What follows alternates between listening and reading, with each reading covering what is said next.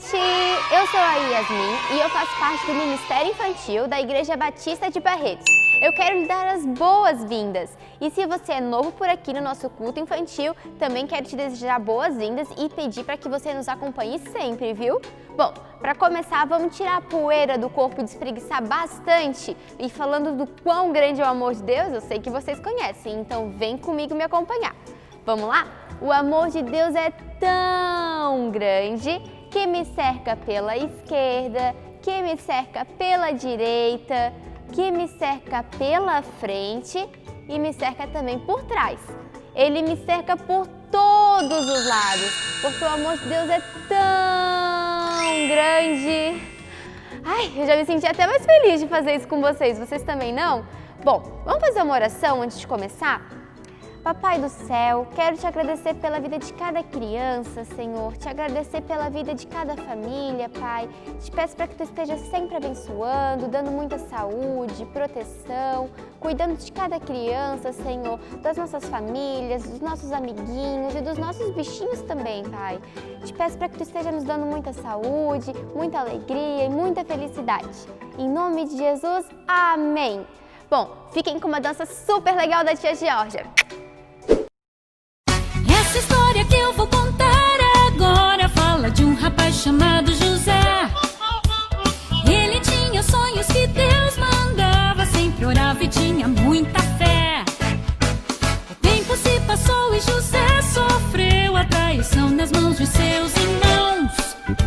Jogado num buraco e depois vendido como escravo para o Egito foi. E José foi muito abençoado por obedecer e se tornou governador do rei. Nunca se esqueça de ser fiel, pois grandes coisas vai realizar. Jogue sua vida nas mãos de Deus e maravilhas você vai alcançar.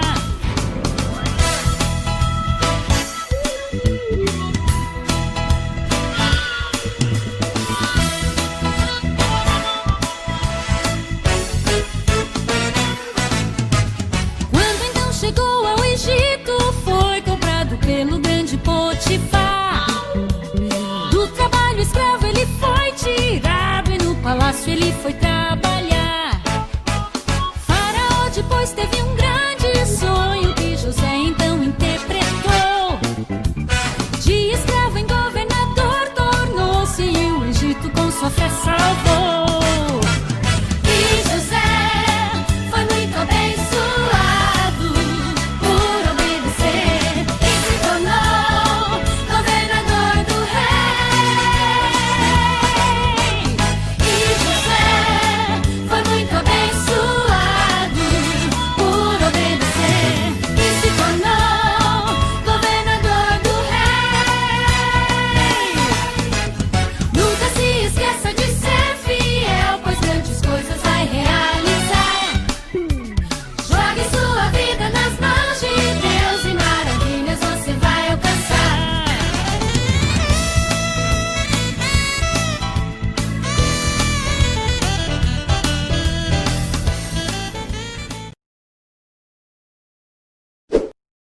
Boa tarde, crianças. Eu sou a tia Ruth, ou acho que melhor, eu sou a avó Ruth.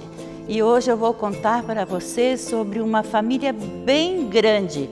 Nem todos os dedos da minha mão dá para contar essa família, porque é uma família de 12 pessoas e eu só tenho 5 dedos em cada mão, então faltam 2. E eu vou falar especialmente sobre o 11º filho do seu Jacó, que é o pai de todos esses filhos. Jacó tinha 12 filhos e ele amava a todos, mas ele gostava muito do José, que já era o filho lá da sua velhice. E ele gostava de dar presentes para ele e os seus irmãos ficavam com ciúme. Um dia, os irmãos de José estavam no campo cuidando das ovelhas e o seu pai Jacó mandou José ir lá levar comida para eles e ver como eles estavam. E os irmãos de José fizeram uma coisa muito errada.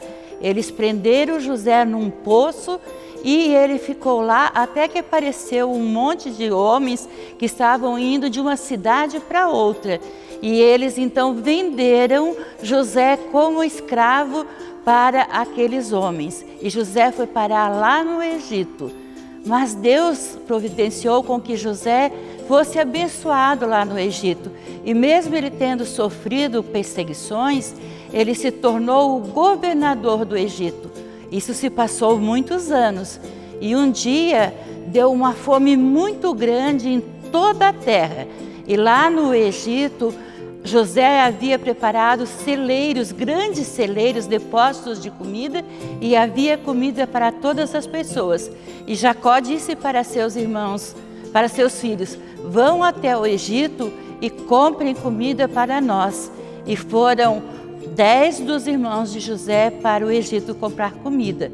Quando lá chegaram, José, quando os viu, os reconheceu, mas eles não reconheceram José, porque José tinha se tornado um homem bonito, um homem forte, e eles imaginavam que ele estava sendo um escravo. José cuidou dos irmãos, deu comida, mandou eles embora, mas fez uma cilada para eles, para que eles voltassem ao Egito e fossem presos. Quando eles voltaram, José ainda não disse que havia reconhecido eles. Mandou que eles voltassem e, se eles outra vez viessem buscar comida, que trouxessem um outro irmão dele. Mas como outro irmão? E como que José sabia do outro irmão? Mas então José disse que eles só poderiam voltar se trouxesse o irmão mais novo, que era o irmão de José, o Benjamim. O seu Jacó não quis deixar que Benjamim fosse novamente, mas a fome começou a apertar e os irmãos de José tiveram que voltar ao Egito. E quando eles voltaram lá ao Egito, José pediu que todas aquelas pessoas que serviam ele ali na sua mesa, no palácio, saíssem de perto. E ele se apresentou então para os seus irmãos: eu sou José, aquele que vocês venderam. E ele chorou muito, muito, muito, muito, e se abraçou em Benjamim e o beijou, porque ele estava com muita saudade dos seus irmãos. E seus irmãos ficaram com muito medo, mas José disse: não fiquem com medo, o que vocês fizeram estava nos propósitos de Deus. Vão de volta até Canaã e tragam meu pai Jacó para cá para estar junto comigo. E eles então voltaram e trouxeram, e José e Jacó e seus irmãos tiveram dias muito felizes ali no Egito. Mas como tudo vai passando, o tempo passou, um dia o seu Jacó partiu para junto de Deus lá no céu. E aí os seus irmãos, os irmãos de José, ficaram com medo de que José se vingasse deles pelo que eles tinham feito. E eles foram até José e pediram perdão por aquilo que eles tinham feito. E José disse: não precisam se preocupar, eu perdoo vocês, porque se Deus me perdoou, como eu não vou perdoar vocês?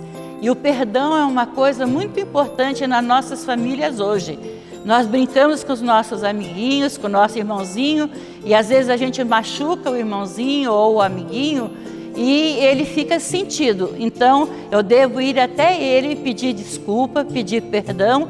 E assim como José não guardou mágoa dos seus irmãos pelo mal que ele fez, nós também não temos que guardar raiva de nossos irmãos por alguma coisa que eles nos fazem de errado, mas perdoar e deixar que Deus trabalhe em seu coração, porque o perdão é um ato de amor, é uma ordem de Jesus, que nós devemos perdoar uns aos outros, assim como Deus nos perdoou. Fiquem com Deus e até domingo que vem. Beijos. Posso ir? Olá, crianças! Olá, família! Prontos para uma atividade? Este mês nós trabalhamos aqui na igreja, todo mundo foi mobilizado porque é o mês da família. Pensamos sobre família, fizemos atividades sobre família e hoje nós vamos fazer uma dobradura chamada boca de leão ou abre e fecha. Acho que vocês já devem conhecer. ela é assim, ó. Coloca os dedos por aqui por dentro e ela abre e fecha. Abre e fecha. Vamos fazer? Você vai precisar de uma folha de ofício, tesoura e canetinha. Vamos lá, o primeiro passo da dobradura. Então, vamos para o primeiro passo. Você vai precisar de um quadrado. Então, você vai unir essas pontas. Vai ter uma sobra e você vai recortar aqui, bem aqui nessa margem. Feito o quadrado, você agora vai precisar unir essas duas pontas formando um retângulo. Ó, una as pontas. Você flexiona, faz com bastante firmeza para ficar a dobradura para você ver depois. Vira, agora você vira novamente e faz essa dobradura, formando um retângulo.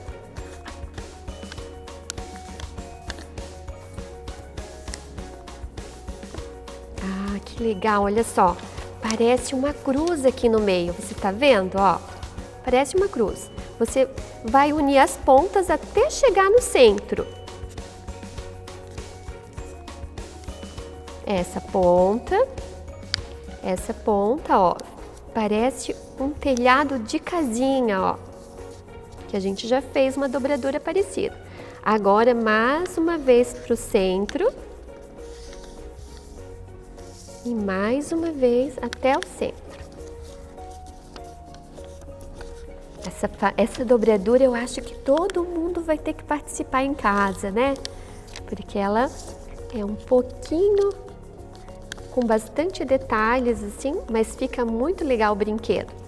Agora vira o verso e essa ponta vem para o centro novamente. Mesmo processo anterior. A ponta para o centro. Tem gente que deve estar aí recordando a sua infância, né? Que já fez muitas vezes essa dobradura em família. Ó, e mais uma vez aqui pro centro. Ó, ficou assim. Agora nós vamos fazer a dobradura, criar um retângulo mais uma vez. Opa! E um quadrado. Dobrou bem direitinho. Agora vamos voltar lá, aonde a gente estava. Bem aqui, ó. Você vai desdobrar e vai voltar aqui. E aqui você vai colocar as cores.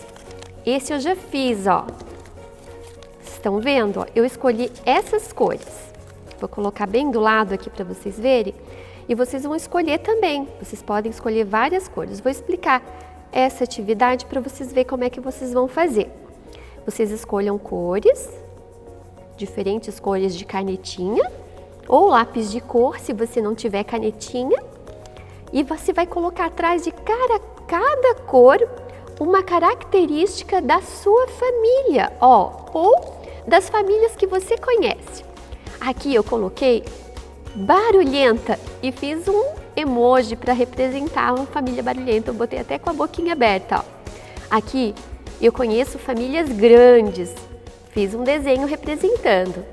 Aqui eu fiz um outro desenho representando uma família pequena. Aqui uma família comilona, ó, atrás dessas cores. Aqui deste lado eu fiz feliz, uma família séria. E aqui engraçada e quieta. Então, você fecha. Vamos mostrar como é que vai ser a brincadeira. Vamos lá? Você vai colocar seus dedos aqui de uma mão e aqui do outro lado da outra mão. Ó. E aí a dobradura vai abrir, fechar e abrir. Ela abre para horizontal e para cima também, ó.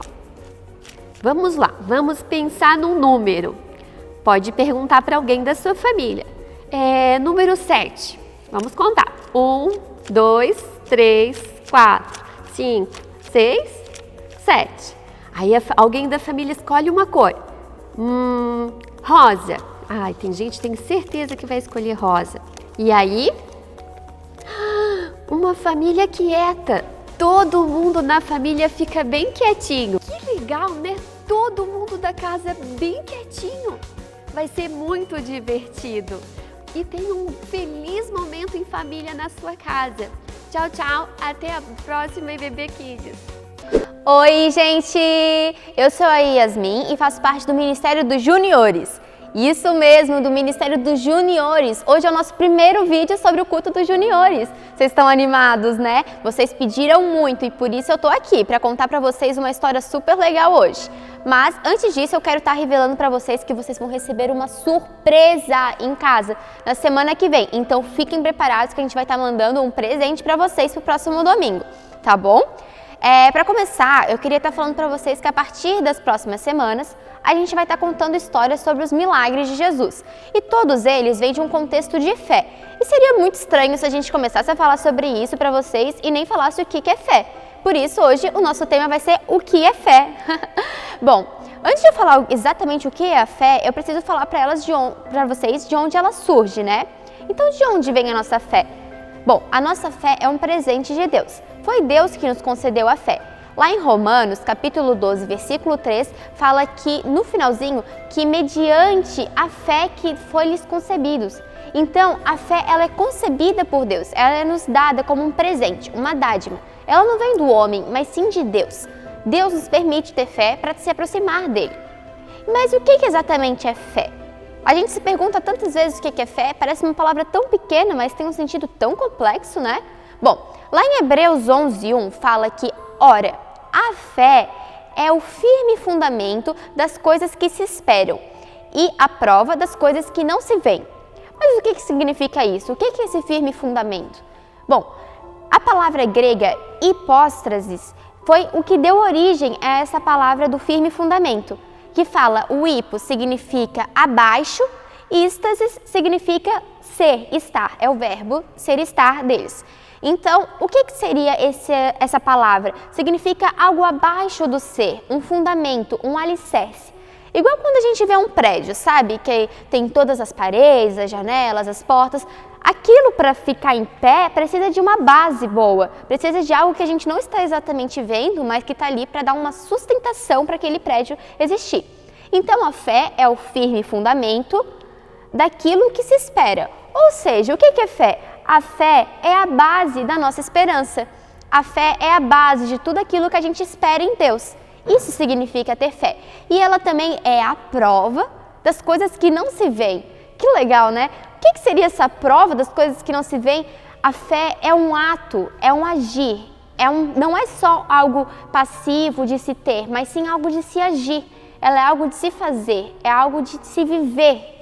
Então, quando a gente tem fé, a gente também tem que mostrar aquilo no nosso dia a dia. Não basta só acreditar, precisa também viver aquilo. Então, esse viver é o que faz a gente ter os atos de fé, assim como Abraão teve, assim como Abel, assim como todos os homens da Bíblia, os profetas, Jacó, Davi, todos eles tiveram atos de fé. E muitos deles nem chegaram a ver exatamente aquilo que Deus lhes prometeu em vida. Mas eles acreditavam no propósito de Deus e naquilo que Deus tinha prometido para eles. Isso é a nossa prova de fé, é o nosso ato de fé. E a partir das coisas que Deus faz, das nossas obras que a gente concede a partir dessa fé, que a gente vai fazer com que as pessoas também vejam essa fé existente em nós. E essas obras são ajudar uma pessoa, falar de Deus para as pessoas, ajudar alguém que está precisando de dinheiro, de comida, de uma palavra amiga, tudo isso são obras de fé e elas são muito importantes dentro do contexto da fé. Em Tiago fala que a fé sem obras é uma fé morta, portanto não é por causa das obras que a gente tem fé, mas por causa da nossa fé que a gente faz as obras. E essa fé, ela pode ficar mais forte, pode ser mais fraca, é a mesma fé para todo mundo? Deus nos permite ter fé da mesma forma, porém o exercício dela é que torna ela mais forte ou mais fraca. Igual quando a gente vai pra academia treinar os nossos músculos, que a gente faz os exercícios e tudo mais para ficar com os músculos mais fortes. Alguns têm os músculos mais fracos porque não treinam. É a mesma coisa com a fé. A fé precisa ser exercitada. Lá em Romanos, capítulo 10, versículo 17, fala que, consequentemente, a fé vem pelo ouvir a mensagem. E a mensagem é ouvida mediante a palavra de Cristo.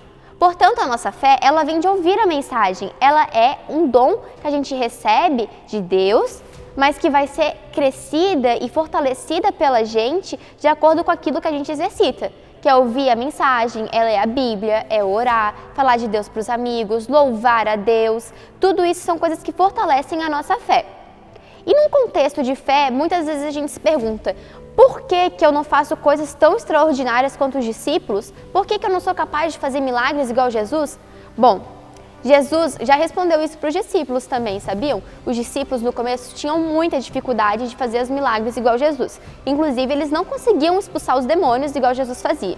E um dia eles questionaram Jesus: por que a gente não consegue fazer isso também? E Jesus lhes respondeu, e está lá no versículo, está lá no Mateus 17 e 20.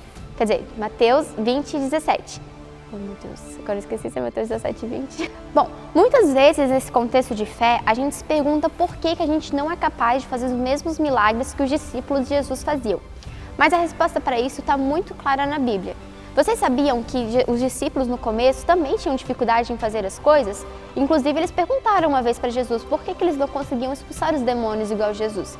E Jesus lhes respondeu, lá em Mateus 17 e 20, falando: porque vocês têm pouca fé. Se vocês tivessem a fé do tamanho de um grão de mostarda, poderiam olhar para aquela montanha e falar para ela ir para outro lado, que ela iria. Com a fé de vocês, se fosse desse tamanhinho, vocês também poderiam fazer qualquer coisa. A gente se pergunta: tá, mas eu não tenho a fé do tamanho de um grão de mostarda, que é a menor das sementes do mundo? Não era bem isso que Jesus queria de vocês. Ele não quer que vocês tenham a fé pequena, do tamanho de um grão de mostarda. Eles querem que vocês tenham a fé. Ou seja, o grão de mostarda, a menor das sementes, ela desde o começo sabia que ela se tornaria uma grande árvore um dia, que pode chegar até 3 metros de altura. Então, Jesus, ele quer que a gente tenha uma fé do tamanho que o grão de mostarda tem. Ele quer que a gente tenha uma fé de acreditar no propósito que ele tem para a nossa vida. Assim como o grão de mostarda acredita que ele não vai virar uma macieira ou vai virar uma outra árvore qualquer, ele sabe qual árvore ele vai virar e que vai ser muito grandiosa. Então ele acredita naquilo que Deus prometeu para ele. E isso é ter a certeza. E aí essa certeza que nos leva a cometer grandes atos de fé. É isso que nos pode fazer ser capazes de mover montanhas. Por isso é muito importante entender o que é fé. Porque se a gente não sabe o que é fé, como que a gente vai aumentar a nossa fé? Né? É muito importante saber que a nossa fé ela precisa ser praticada todos os dias, exercitada, para a gente poder crescer cada vez mais na nossa fé e que a gente seja cada vez mais próximo de Jesus. Bom, espero que vocês tenham entendido o que é fé. Hoje essa foi a nossa introdução sobre o que é fé. E a partir da próxima semana a gente vai começar a falar sobre os milagres de Jesus. Eu espero que vocês tenham gostado muito e também que estejam sempre nos acompanhando no nosso novo culto dos juniores, tá bom? Beijos e até semana que vem. Tchau!